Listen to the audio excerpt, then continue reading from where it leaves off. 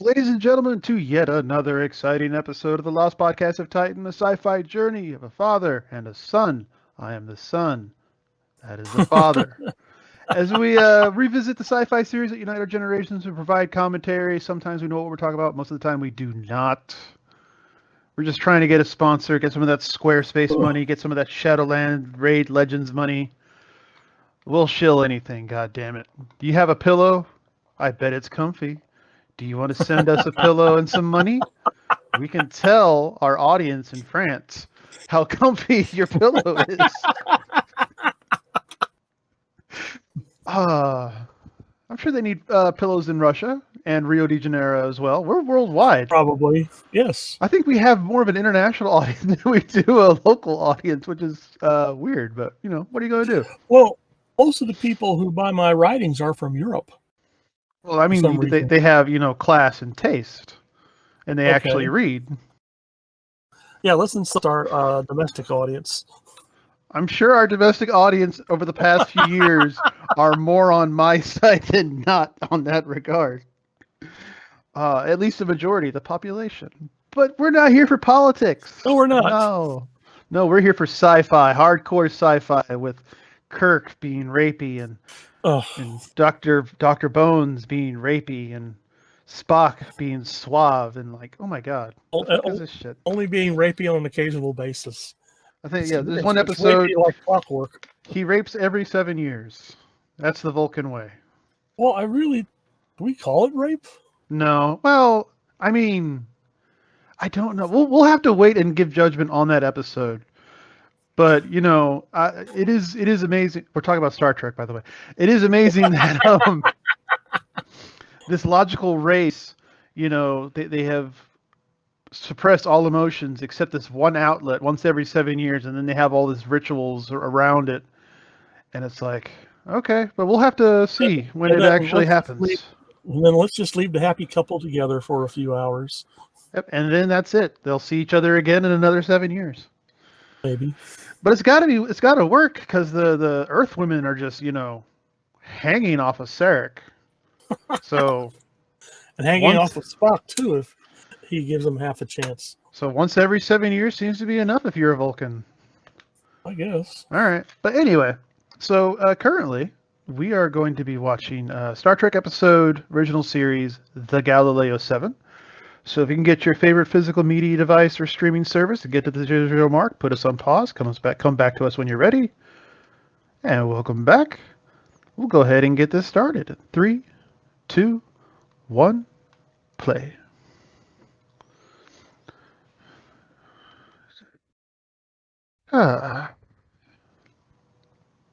Holy shit! Wait. Yeah, that's the benefit of revised special effects. I mean, the one in the original episode was really dull. I mean, I imagine, but holy shit. All right, okay. Why is he overseeing a delivery? That seems to be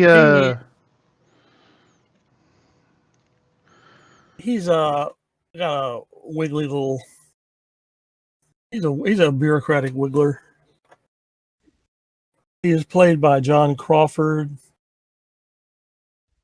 and according to this, interesting, he had issues with Shatner in this episode. Well, I mean, everyone does really when you get down to it. And like a lot of people in this in Star Trek guest stars and stuff, he was a rather busy person. Probably. But also, the quasar is still going to be there. Yeah, this is emergency medical. Hold on, I'm with the commissioner here. Fuck Kirk. Wait. I mean, deliver the stuff and come back. Well, Kirk is apparently responding to orders here. Standing orders are investigate quasars and stuff like that whenever possible. Well, yeah, but it says investigate. It doesn't say investigate right away.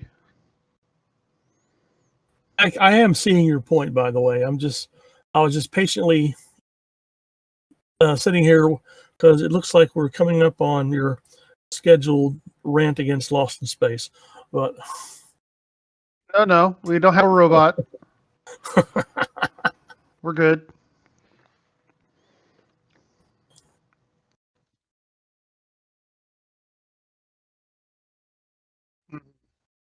Wait, what are all these assholes doing on the shuttlecraft? well, I could ask myself, why are we taking McCoy along, and why is Mr. Scott along?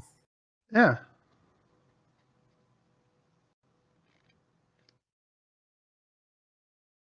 But wait, why are And we we just flying into it with a shuttle?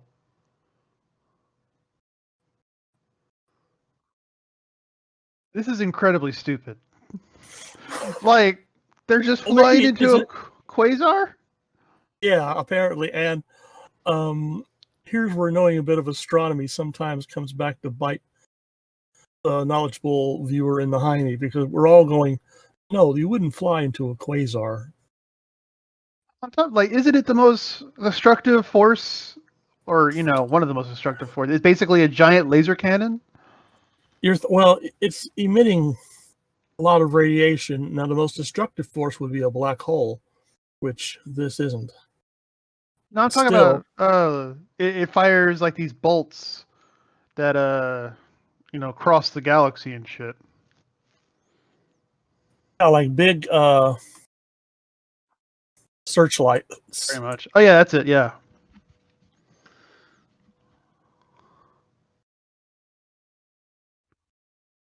Yeah. See, he's right, and you don't like it. Nice hairstyle. It's reasonable. Yes.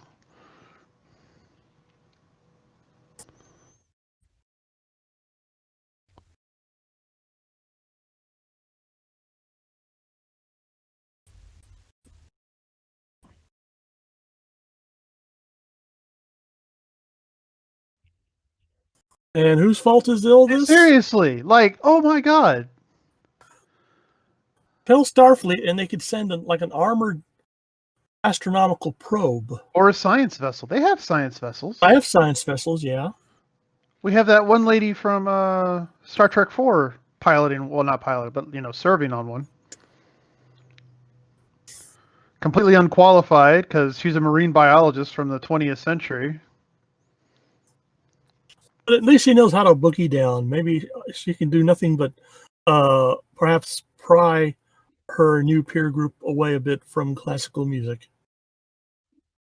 What? You've never heard the Beach Boys? Captain, I am sensing good vibrations. On the sloop John B.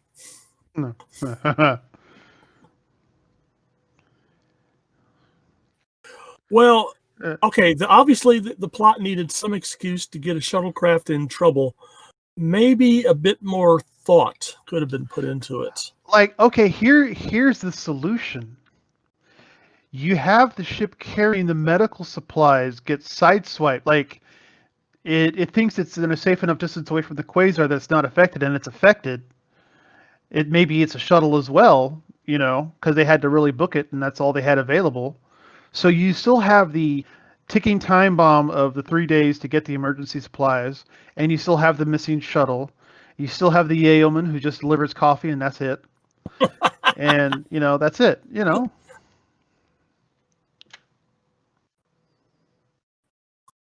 Oh, I've lost. Yeah, rub it in. Yeah. Yeah. Yeah. Yeah.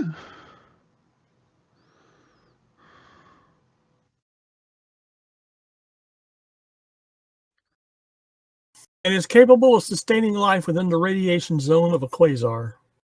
And of all the planets in the solar systems in the area, that is the one the shuttle just happens to crash on. I mean, can we guarantee that the shuttle could crash on that planet? It could have crashed on one of the other planets.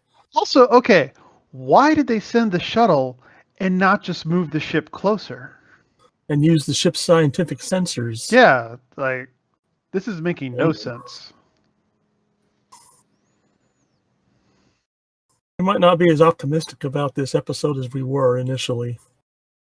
Yes, get up and help someone. That's it. Oh, I'm fine.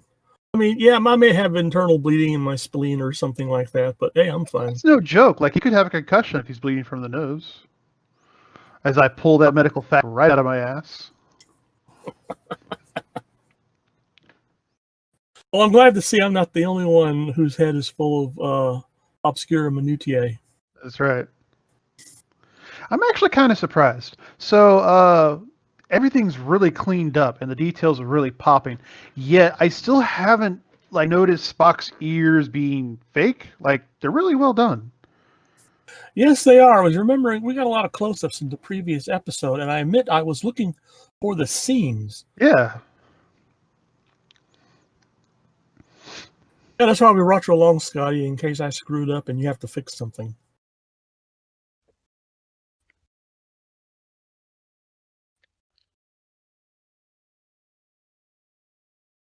Yep. Methane. More methane. Mercury. Wait, there's mercury? Wait, there's mercury in the air?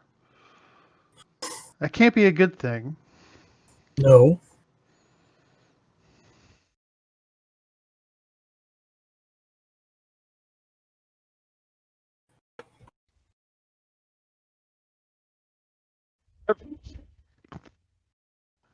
Oh, so that's why she's on the ship. She's a yeoman.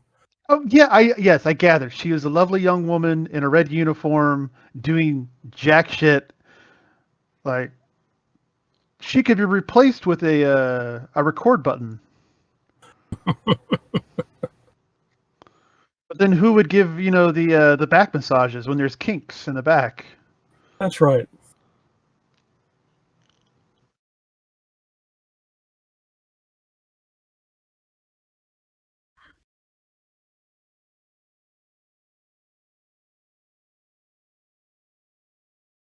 Oh dear. Could you maybe have mentioned to your captain that there would be intense ionization that would have made tracking the shuttlecraft possible? Exactly. You would think that Science officer? science off that. See, obviously the ship can go closer into the quasar without. There's nothing blowing up.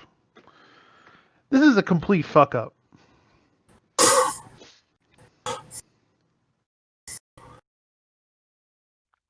Like, what scanners on the shuttle would have been more powerful or more accurate than the ship here? Well, we can presume that they loaded special scientific instruments. And where onto did they the load it shuttle. from? Where did they load it from, Papa? The Tell me. storeroom on the ship. On the ship, you say? Huh. All right, there is a later episode where they essentially Oh. do the same thing. They send Uh-huh. Spock with a scientifically loaded shuttlecraft into the Scientific- giant amoeba. Oh god. The giant amoeba. The fuck? Yeah. You remember that? No, that's not Devil in the Dark. No, it's the immunity syndrome. I don't recall that one off the top of my head. We'll just have to come to it when we come to it. Is that a season 3 episode? I want to say season 2, Mm. cautiously.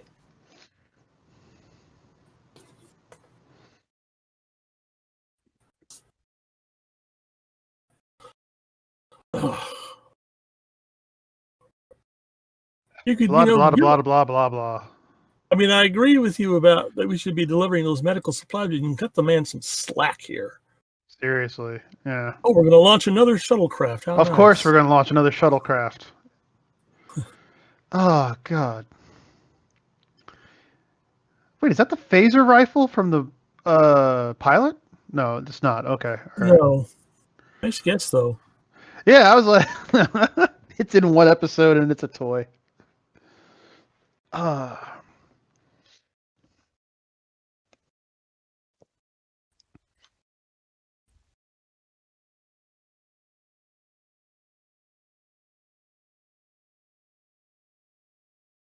You're not really proving it in this episode, but See, look, there are no seams.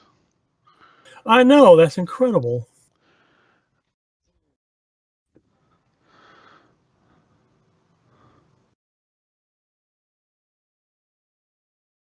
Oh well. Dun, dun, dun. I wonder if they just kept this planet set up because I think this is the same planet we've been seeing, just dressed up every now and Well, again. they had rocks and rocky walls and stuff kept in the prop department on the main sound stage. So yeah, don't be surprised if we see variations on this. It was either this or haul everyone and their dog plus the shuttlecraft out to the Vasquez rocks again.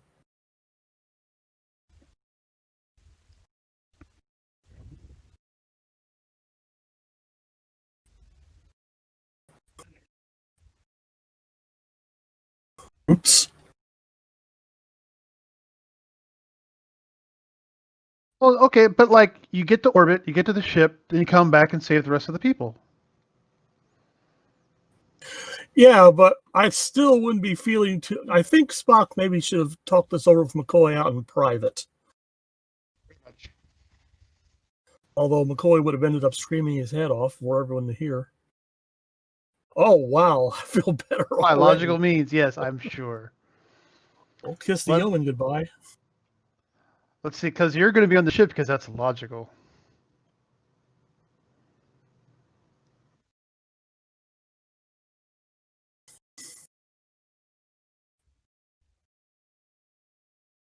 Ooh. You can probably Dramatic. hear all this. With those ears, probably, yeah. How Oh, they're far are wearing we the wrong supposed shirt, so they should be all right. How far were they supposed to move from the shuttle? Not that far.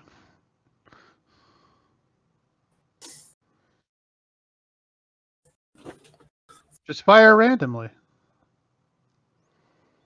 Nice wide stun beam.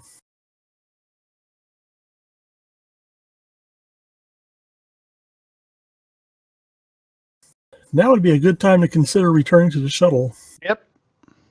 And it turns out all these formations are actually just a giant nest that they've now disturbed. Ooh, that would be creepy. Yeah, it'd be fucked up. It'll be a mix of spiders and ants. Dun-dun-dun-dun.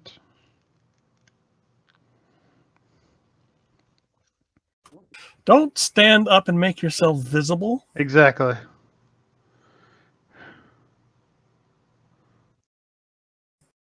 for reasons which we now see. Dun, dun, dun. Are we serious?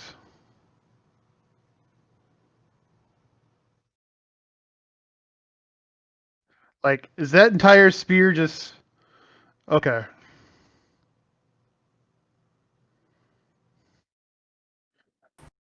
Like it looks like it should have impaled him, but there's only like the 2 inches in the back. It's a big guy throwing a spear.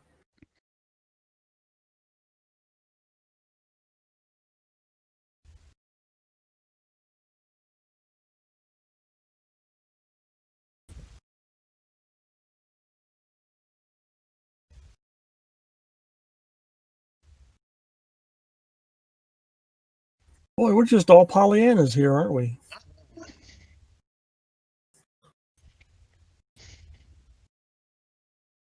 Instead of calling it the Galileo, they should have called it the Buzzkill. Yeah.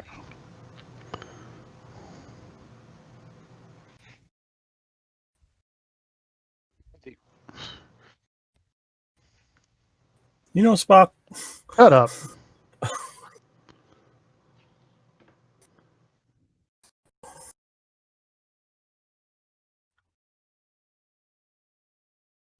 It's a spear. You don't have to soliloquy about the how how efficient the tip is. well, he's deader than dog do.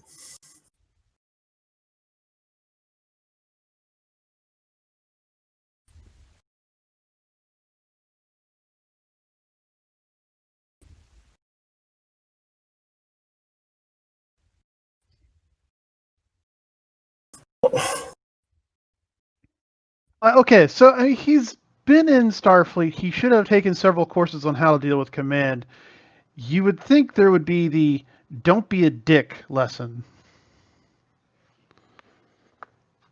Or do Vulcans just purposely fail that class out of spite? Maybe. I mean, if they get a passing overall average, then it makes it, then they're allowed to fail one course. However, yeah. But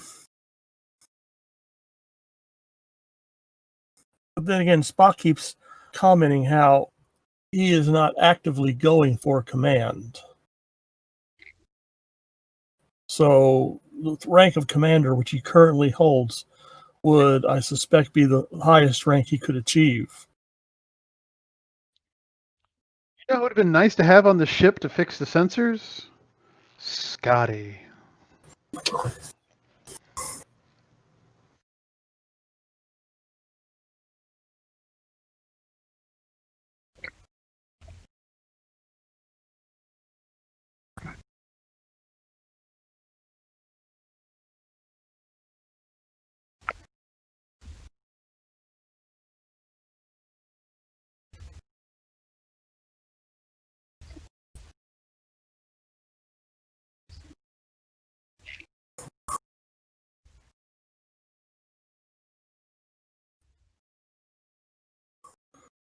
Oh, Still, like, that's a good gig to have as an actor. You just get to dress up, say, "Grr, we have to move now."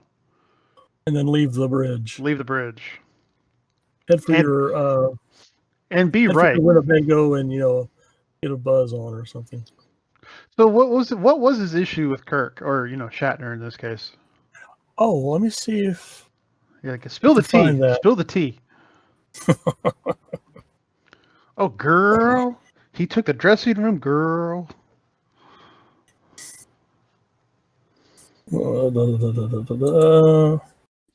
Let's see.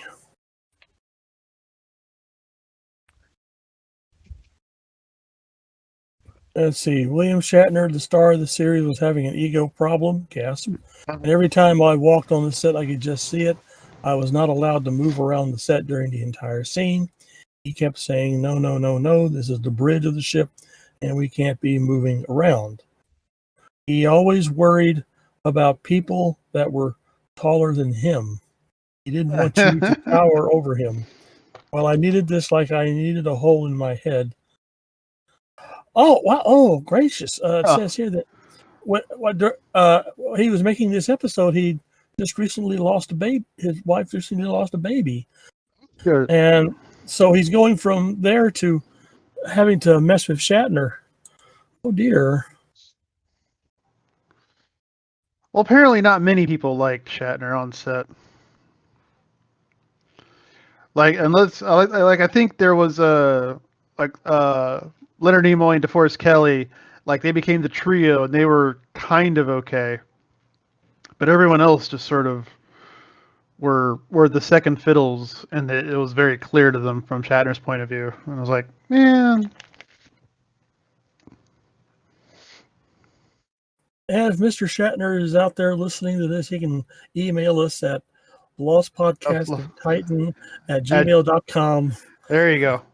It was hilarious. It was something I saw earlier. He doesn't do podcast interviews. And then it became very clear he doesn't understand what a podcast is because very shortly after, he was on a podcast interview.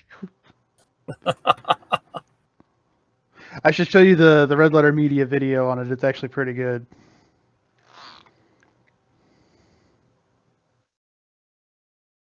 Says who?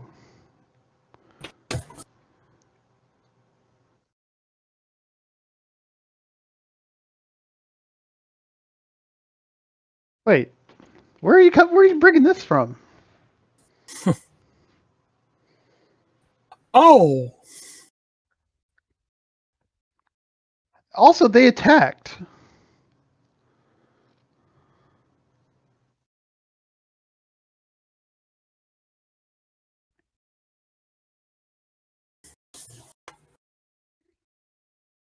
Jesus Christ.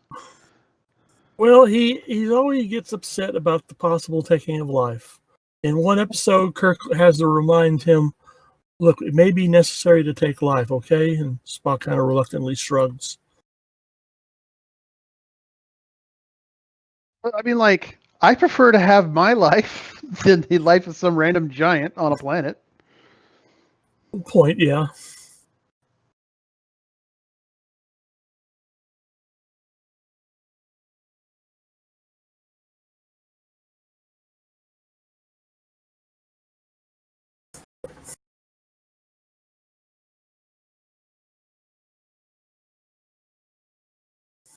Actually, I didn't see what they did to Latimer. I just saw Latimer when he was dead.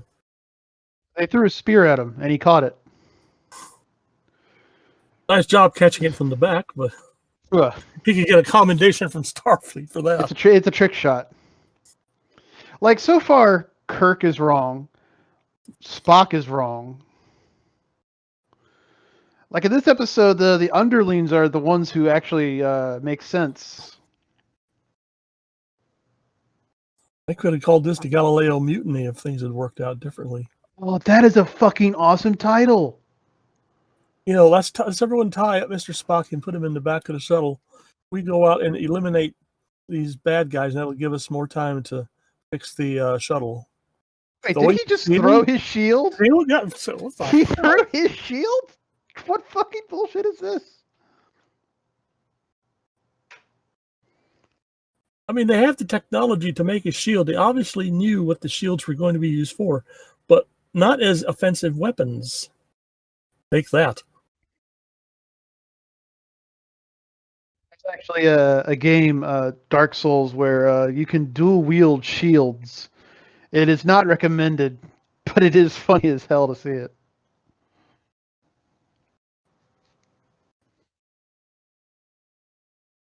Oof. Why don't he could shoot at the natives anyway. Oh, I'm sorry, Mr. Spock, my aim was off. And where is he going? He's going to get higher ground.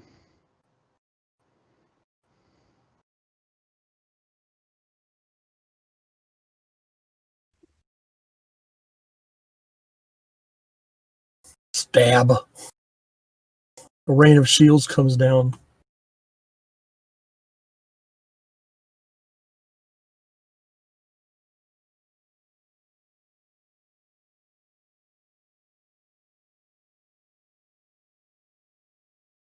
Oh, thanks all the hell. Oh, Jesus. Really, dude? I'm really losing a lot of respect for Spock here in this episode. I wonder how this episode rates among the regular fans. Because everyone gets shown in a really bad light. Here. Let's see. How does the Galileo 7 episode rate among fans? Let's see.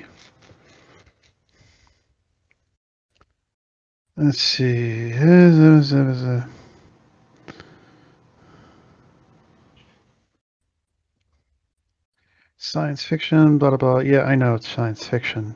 Congratulations. Let's see. Star Trek episodes in terms of popularity. Let's see. The Hollywood Reporter has ranked Galileo 7 as the 67th greatest Star Trek franchise episode in 2016. Really? The whole franchise? In the whole franchise, like. Oh. Let's see. I can't get a good answer, but I don't know. Found something here. One of my favorite Star Trek novels, is one of the ones written by Diane Carey called Dreadnought. Yeah. And in it said that Mr. Scott demanded and got a court-martial against Boma due to his insubordination towards Spock, and Boma was discharged from the fleet. Holy shit, but Boma was right. Yes, but Scott outranked him. I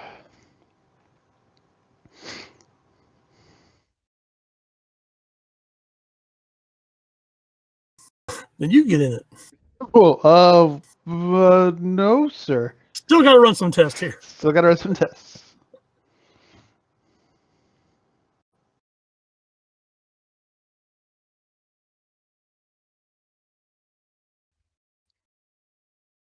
Obviously, he has no idea how that tool works. But okay. They kind of left the tool behind in this episode. Maybe he'll look at. Oh, That finally they got some aim. oh. And there's no aim. And that's not really going to do much good, but Nope. I'm not in a desperate position. He wouldn't have been able to climb anyway with that rock hitting his hand. There's a phaser right there on the ground. Lost in the mist. Or you could run.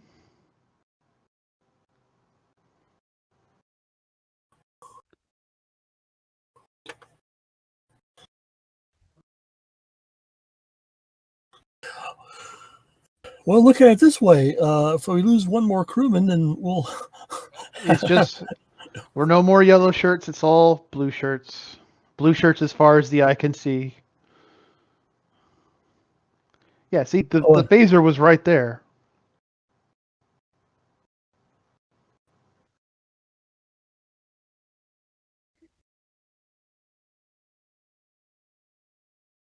Well, if it was there.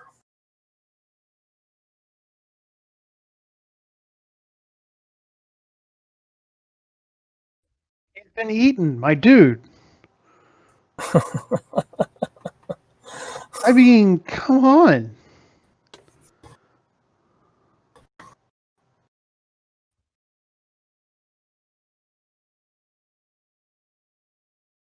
Yeah, because he Jesus, he made a mistake. Oh my god.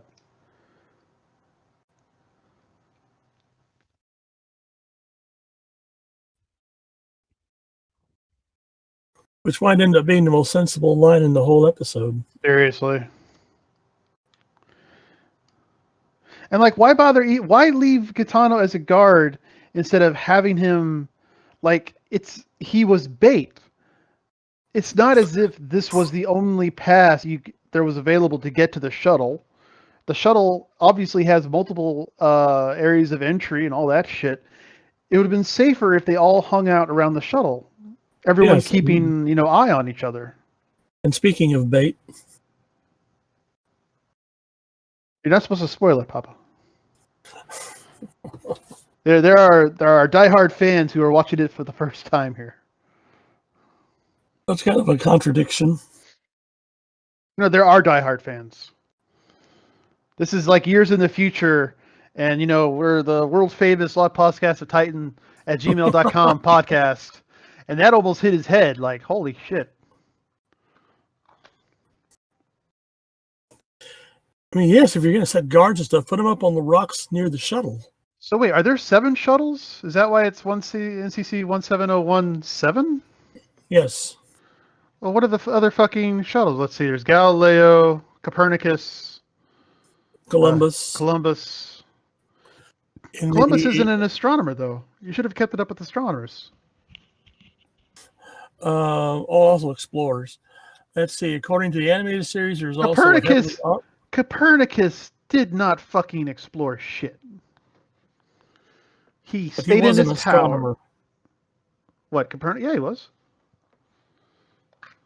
Yes, that's what I said. I said Columbus was an explorer. They also named him after explorers. They should have just kept the theme as astronomers.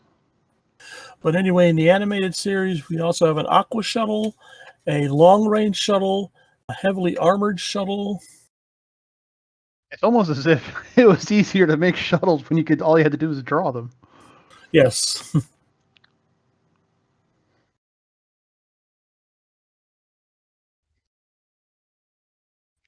Oh, Jesus Christ. Oh, he's an idiot. Yeah, he's an ambassador's son, all right. The Romulan spy son, you mean? Yes.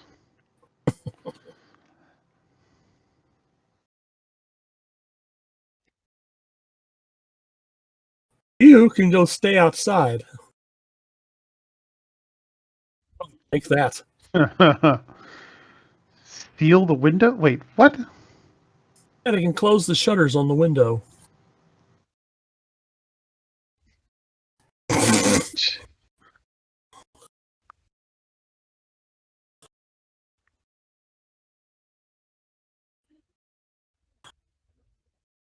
This is when you Vulcan neck pinch the guy if he's bothering you. I And thought you were yet, going to say go out and try the Vulcan neck pinch on the native. You can get that high. oh Jesus Christ, Spock, really? But you're the one who knows what amusement parks are for, and uh, analyzing the points on spears. How could Yes, you?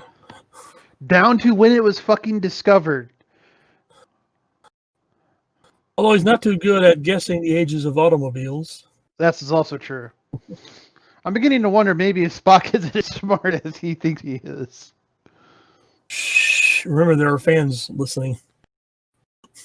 I'm just suggesting there's poorly written and not a reflection on Spock. Bad writer. Bad writer. Two actually. S. Bar David, who wrote an episode that we've already seen, and the other was Oliver Crawford, who, by the way, was a survivor of the blacklist during the 1950s. So there's two writers on this episode? Yes. That's a bad sign right there. Yeah, my rule of thumb is if it takes more than 3 people to write a script or an episode or something, then you're in trouble.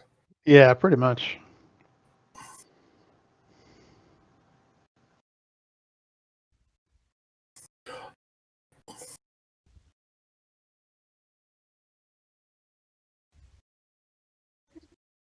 That would have been interesting, seeing the crewmen wander around the planet by candlelight.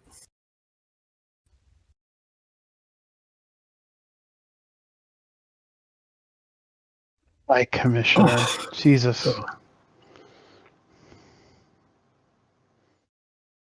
Jesus. oh, But he's right. yeah. This whole thing could have turned out differently if only they had uh, gone on and radioed back to Starfleet to send a science vessel or leave Yeah. a science probe behind. And no one's bothered to close the windows yet. Yeah, like what the fuck does seal the windows mean?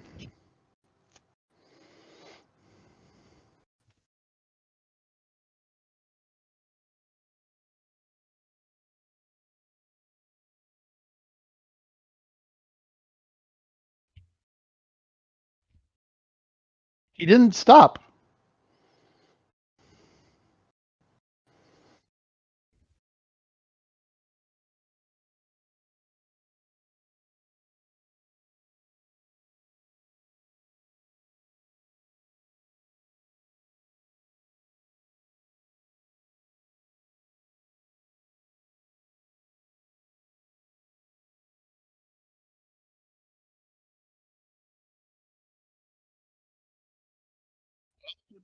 Yeah. Oh, No, okay, all right. In this case, I am with Spock. Like, I appreciate it. I understand maybe it's crass, but he's a dead body. We can leave him behind. pray for the dead and fight like hell for the living. Exactly.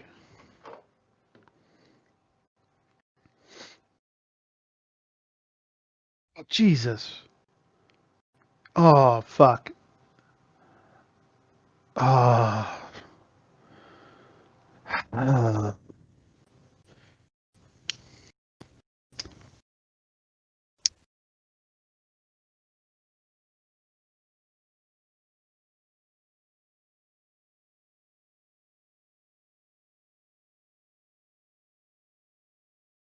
Holy crap.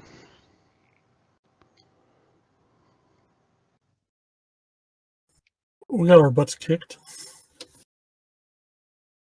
It's the only life on that planet.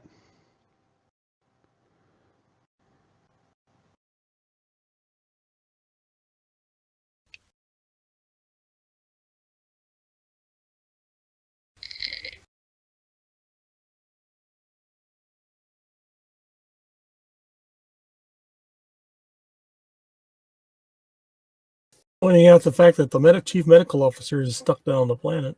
Yeah, that too.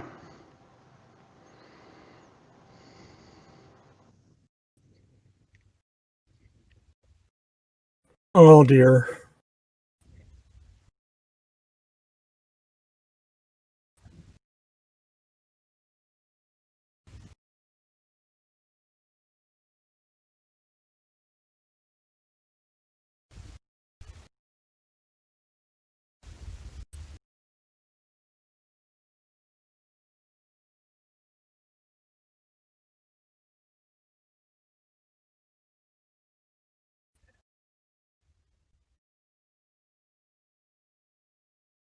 Is that a new helmsman?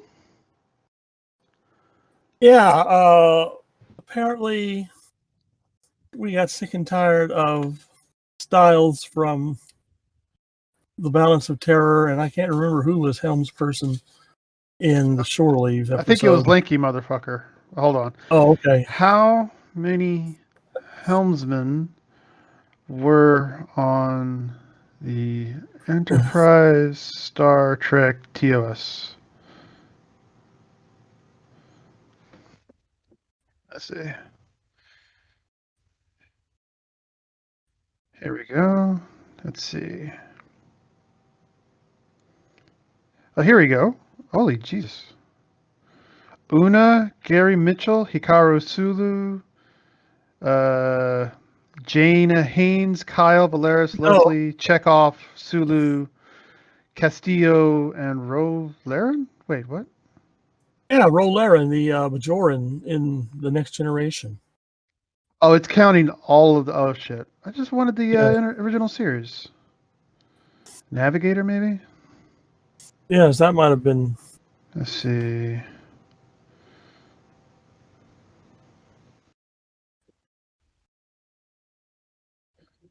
No.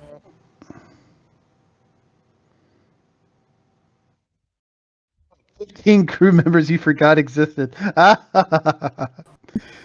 Christopher Pike. Everyone remembers Pike. What the fuck bullshit is this? Decker. Everyone remembers Decker. What kind of? Hold on. This is bullshit. All this is bullshit. Let's see. Starfleet. Yeah. Eric's, Dave Bailey, Pavel Chekhov, Sal, Gene Hajar, who doesn't. Oh, these are from other ships now. Yeah. It's hard to get like a condensed list of what was on the Enterprise in the original series.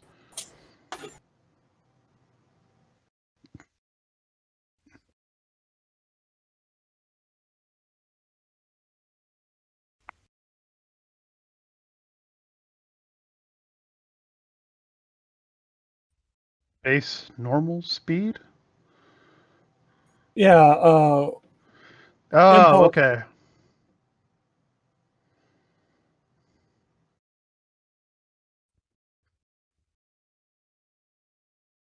Seriously.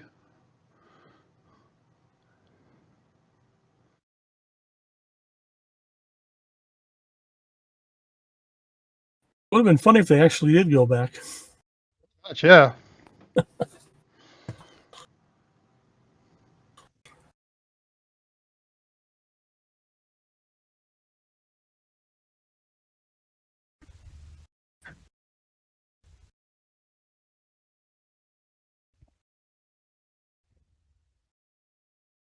It's a net. Oh my god. And suddenly he can walk. Wait a minute. Using some kind of Vulcan technique to block out the pain. Okay, yeah, all right. No, that's legit. I'm not even joking there.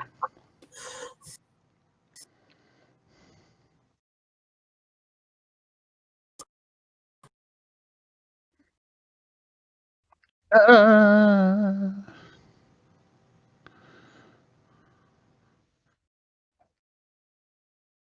so yeah, so back to the original point. There was 4 solar systems here with planets, and they just happened to land on the only one that could sustain life.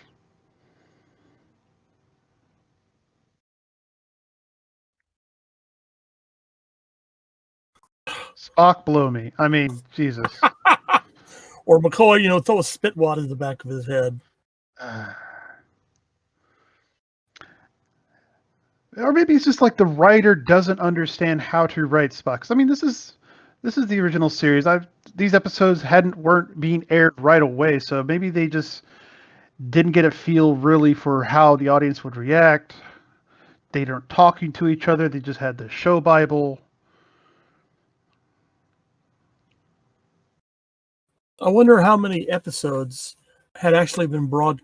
Probably not a lot, not many, if at all. How many episodes had been available for watching before the script was written for this episode? Exactly. Yeah. So I Oh, really, yeah, yeah.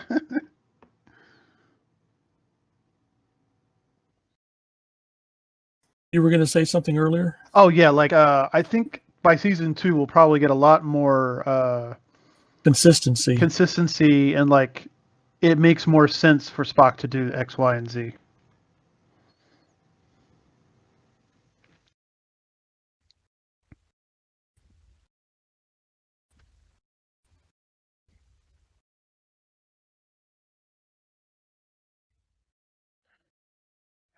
If I was a real asshole, which I could be, I think I'd be the commissioner and I'd be Yes. maintain course, increase the warp speed.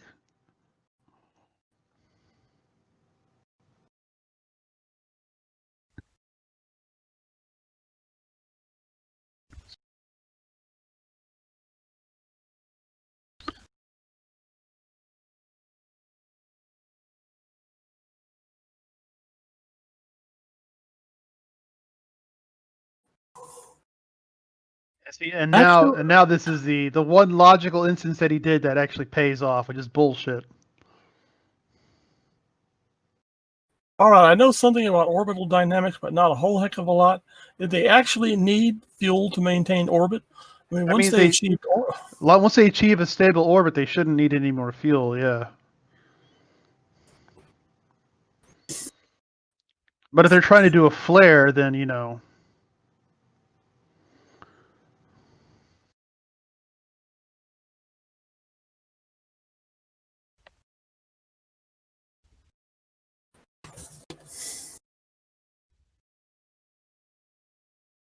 well, a meteor might it's, do the same thing. to be a very uh, unusual meteorite to hold a lateral line like that. Clearly, only a being of pure logic could do that.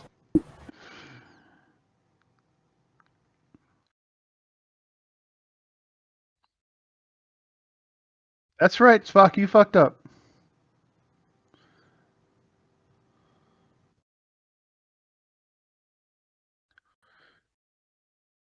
Ah, Lord. Wipe your mouth, Scotty. Of course, now you have no fuel to control your descent, so you'll be a meteorite anyway.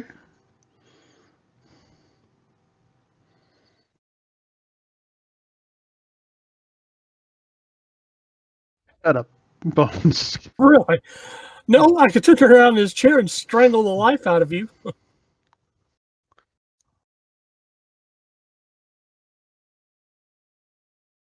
Behold, dear Kobayashi Maru, Spock.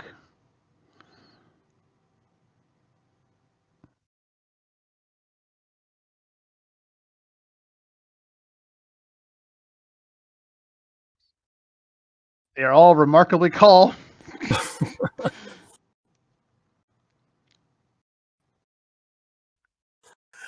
Yeah, I admit I'd probably be screaming my head off. Or, maybe trying to hold on. I don't think any of them are even buckled in. I mean, well, okay, fair enough. I guess if you're going to crash at 700 miles an hour, maybe you don't want to be buckled in.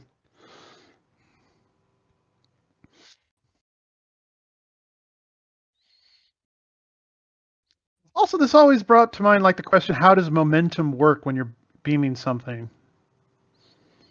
That's a good question. I'm sure somewhere someone has a 50-page dissertation on the math involved, and another person put a 70-page dissertation arguing against it. He's now curious that only 5 people beamed up. What happened to the others on the ship?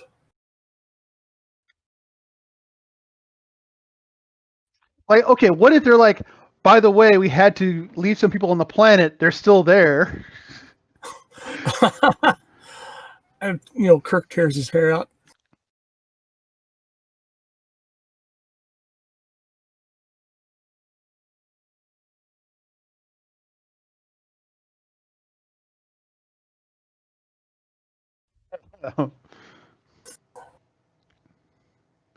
What the fuck were you thinking?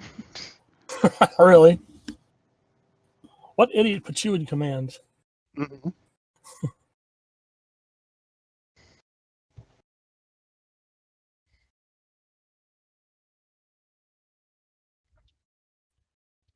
Look at that shit-eating grin.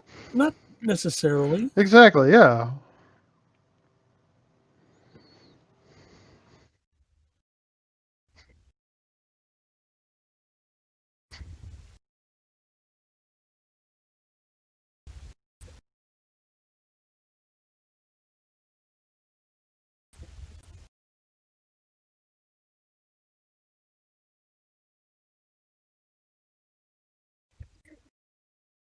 No, you wouldn't.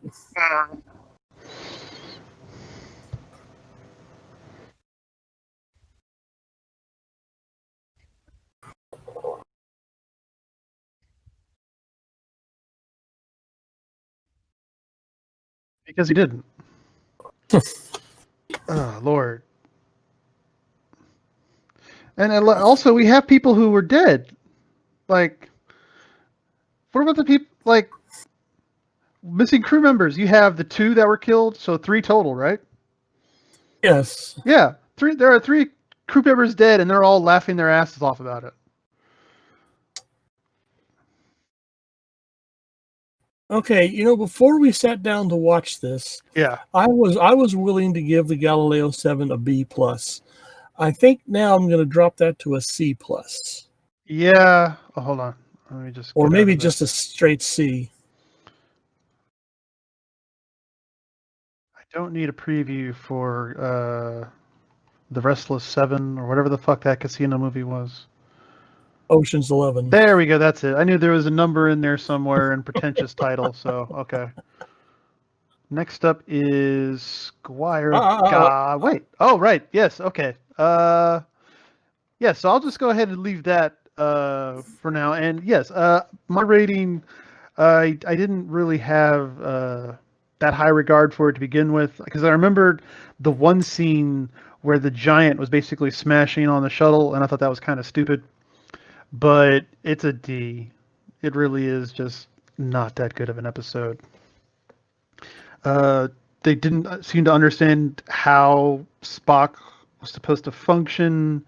Like everyone else on the planet itself acted normally how you would actually have the people, the crew members who were desperate to try and save themselves naturally in that situation, and you have Spock who should know better, just completely fucking up over and over and over again in ways that make no sense to anyone who actually likes the series as a whole. So I'm thinking this is just an example of poor writing. Yes. But you feel the same way? Yes. Okay. Well, I almost messed up, ladies and gentlemen, because I was about to say what our next Star Trek episode is, but that's not actually our next episode, because we have a special treat for you. Yes. We are going to do James Cameron's The Terminator. Now, before that, if you have watched The Terminator, you might notice a little blurb, a little message in the opening credits with special thanks to Harlan Ellison. Who is Harlan Ellison? Who is this little troll? Well, we're gonna and email us at lostpodcastoftitan@gmail.com.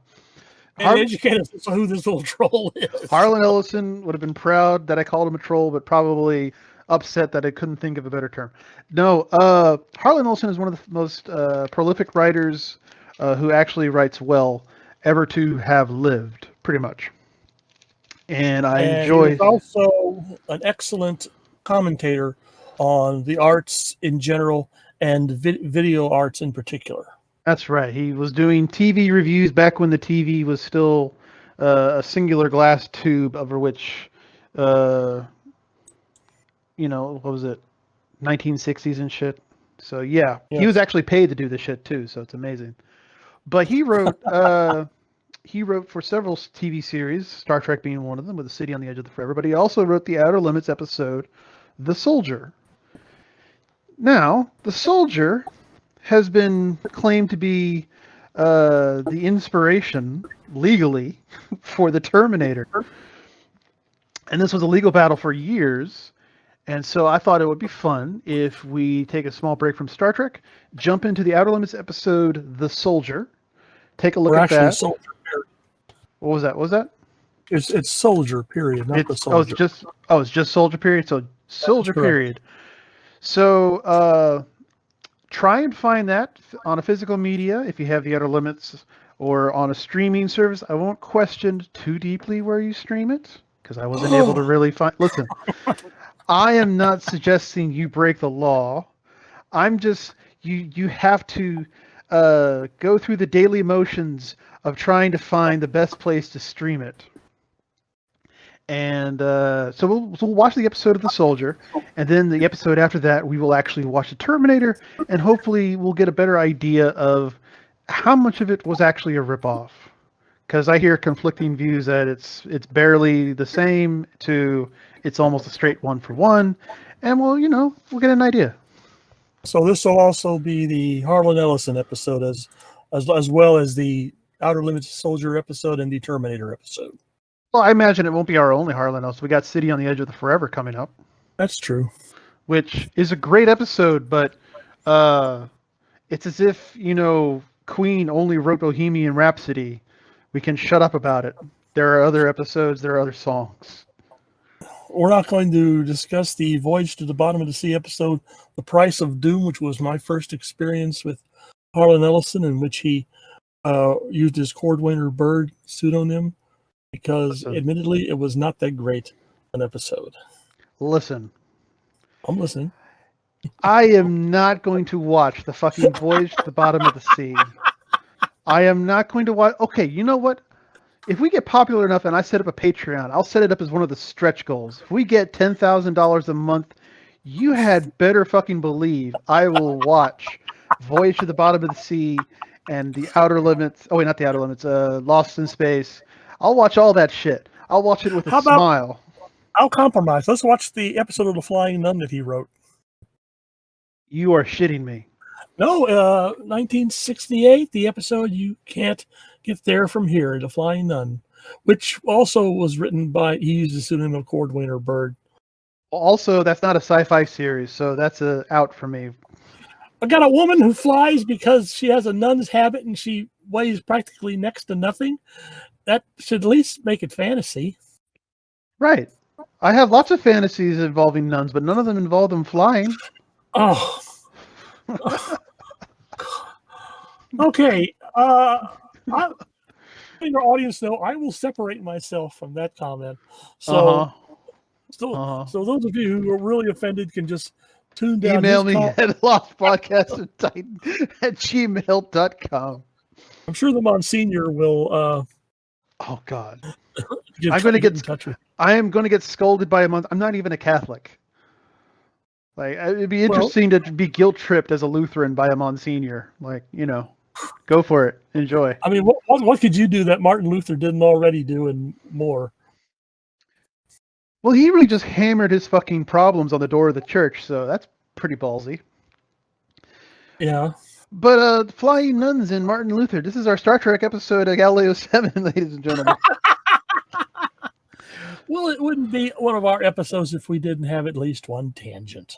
I think our tangents are probably some of our best parts. Actually, so do I. Yeah.